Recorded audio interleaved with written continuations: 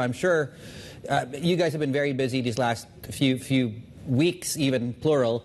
Why don't you start? What is the, instead of me asking the question, what is the number one question you've been getting recently, and what's the answer?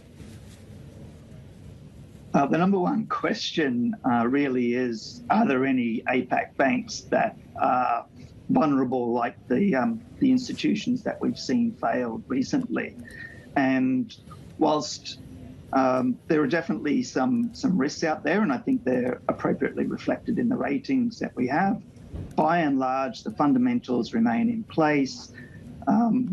There are certain concentrations amongst institutions which we don't necessarily rate.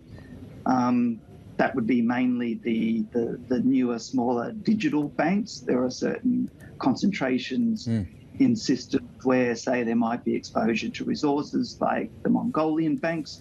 Otherwise, you've got some higher concentrations of exposure in liabilities or deposits, corporate deposits in particular in China. But aside from the fundamentals, people are wondering whether or not banks would be supported and whether the authorities would step in to provide support for the system or for individual banks as well. And the answer to that is yes. So we see in the region here much more preparedness of the authorities to step in and provide support.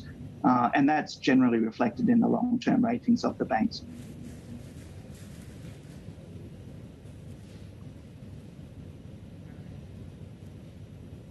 John, of course, AT1 bonds in focus. The market seized up pretty much on Monday. I'm just wondering, in terms of AT1 bonds, where do you see the biggest risks in Asia?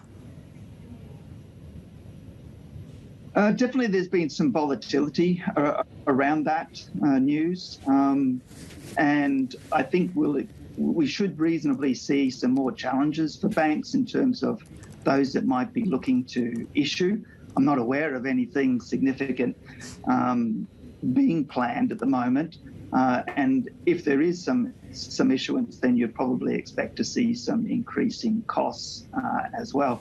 I think it's important to note that when it comes to AT1 issuance in the region and issuance thus far, that it's outstanding, certainly pales by comparison to other regions.